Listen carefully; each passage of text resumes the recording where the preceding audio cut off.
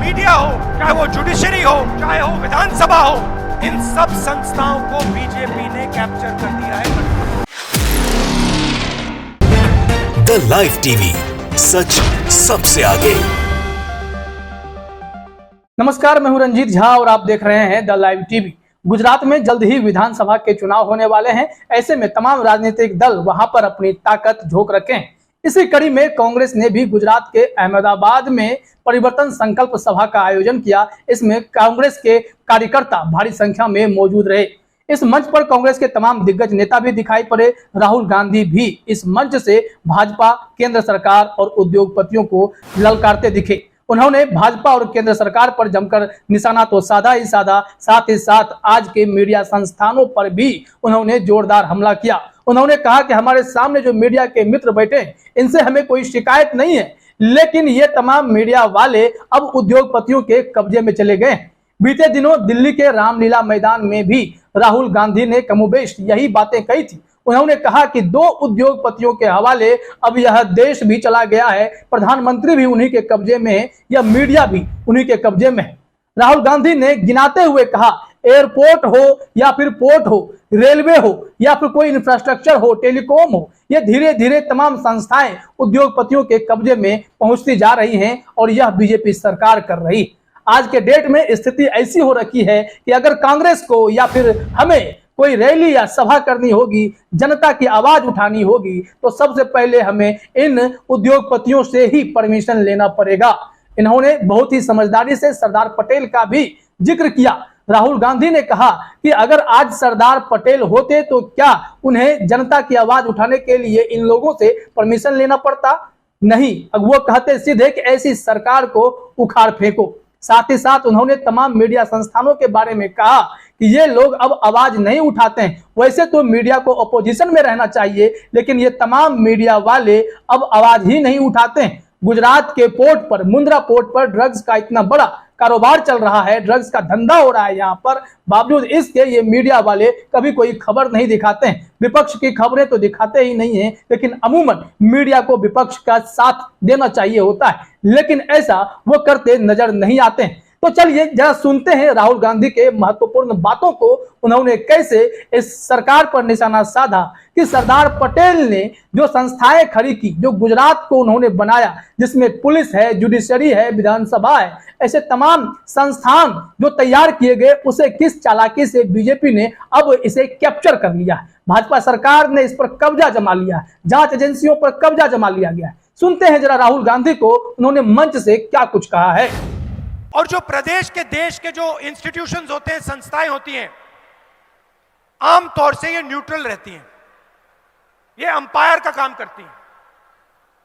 चाहे वो पुलिस हो, इलेक्शन कमीशन हो, मीडिया हो, बाकी जो इंस्टीट्यूशंस होते हैं, संस्थाएं होती हैं, ये अंपायर का काम करती हैं।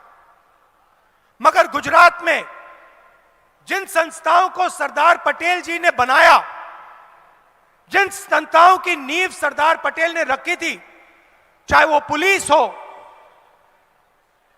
चाहे वो मीडिया हो, चाहे वो जुडिशरी हो, चाहे वो विधानसभा हो, इन सब संस्थाओं को बीजेपी ने कैप्चर कर दिया है, कंट्रोल कर दिया है।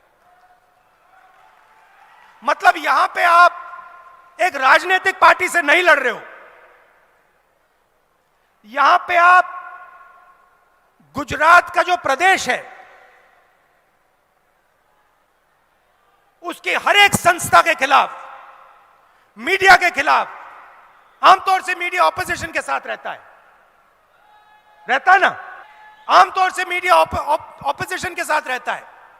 मगर ना, ये बेचारे यहां आते हैं, इनकी गलती नहीं है, इनको सच्चाई दिख रही है, मगर इनको जो मालिक जो पीछे बैठे हैं, जो इनके मालिक पीछे बैठे हैं, वो कहते हैं भैया देखो, मुद्रा पोर्ट में ड्रग्स मिले, इसके बारे में ज्यादा कुछ बोलना मत। भाई और बहनों, गुजरात ड्रग्स का सेंटर बन गया है। गलत जीएसटी लागू की, वही सवाल आप फिर से पूछिए, किसी भी दुकानदार से पूछिए जीएसटी से आपका फायदा है या नुकसान, वो आपको बताएगा नुकसान नुकसान नुकसान।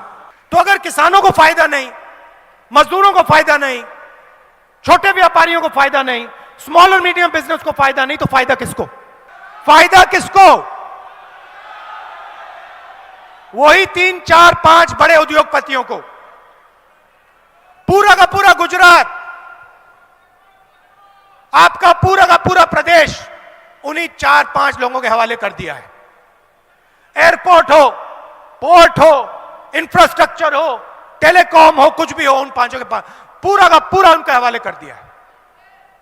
यह आपकी सच्चाई है। और अगर आप इसके खिलाफ लड़ना चाहो, आंदोलन करना चाहो, तो फिर पहले भैया परमिशन लेना।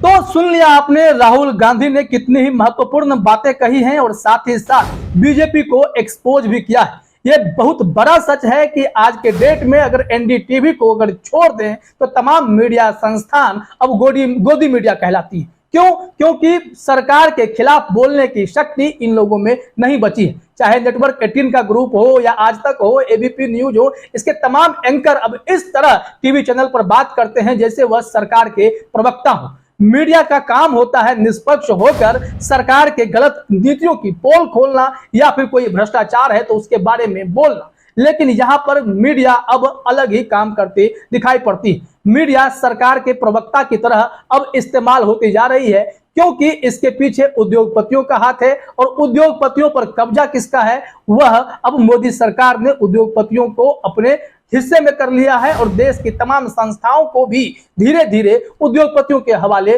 कर दिया है। ऐसे में अगर 2 नाम अगर खुलकर कहा जाए जिसे राहुल गांधी खुलकर नहीं बोलते हैं, वो है अडानी और अंबानी।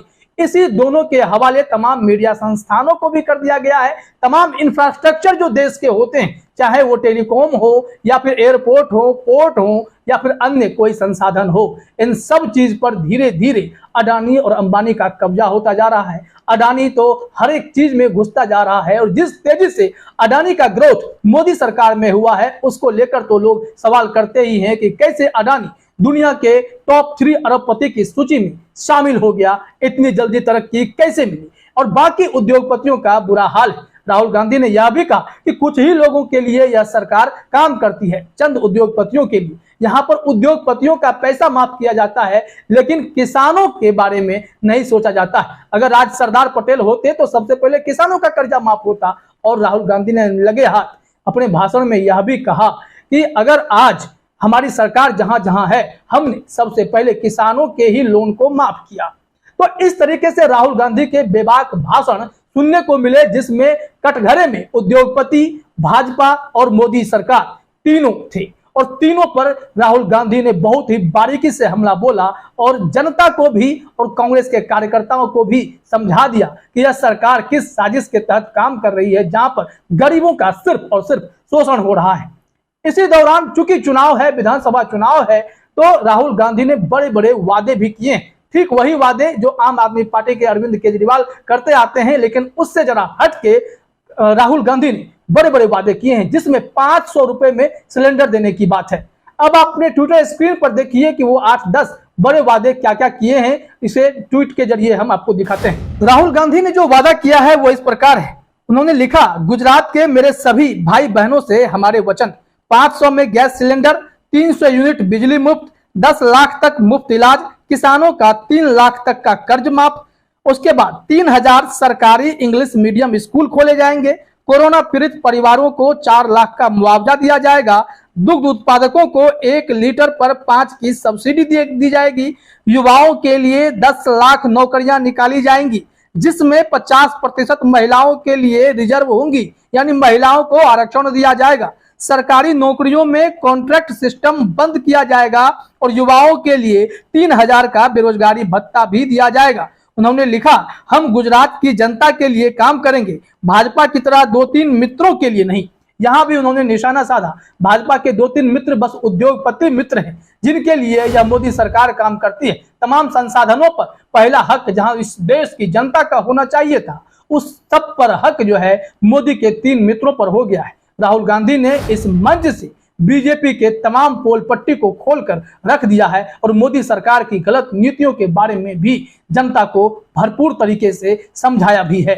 गुजरात के इस सभा में जिस हिसाब से लोगों की भीड़ जुटी है और फिर कांग्रेस ने जो वादे किए हैं वहां पर ऐसा लगता है कि मोदी सरकार की, चाहे भाजपा की सरकार जो गुजरात में है, उसे अब मुंह की खानी पड़ सकती है, क्योंकि 2024 में तो लोकसभा चुनाव होंगे, लेकिन उससे पहले वहां विधानसभा चुनाव हो जाएंगे और यहां पर कांग्रेस मजबूत स्थिति में, एक मजबूत विपक्ष के तौर पर कांग्रेस गुजरात में भाजपा को टक्कर देती दिखाई पड़ती है। जो आंकड़े कहते हैं उसके हिसाब से बीजेपी के पैरेलल में ही कांग्रेस वहां खड़ी।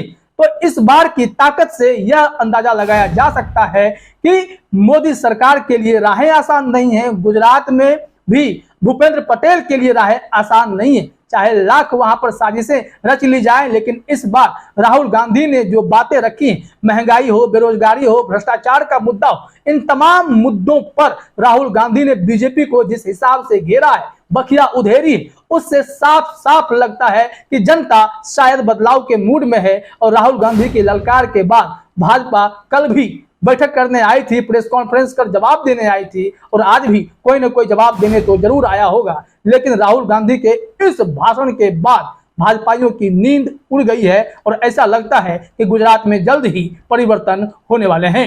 फिलहाल इस वीडियो में इतना ही। आप सभी का हमसे जुड़ने के लिए बहुत बहुत धन्यवाद। द लाइव टीवी, सच सबसे आगे।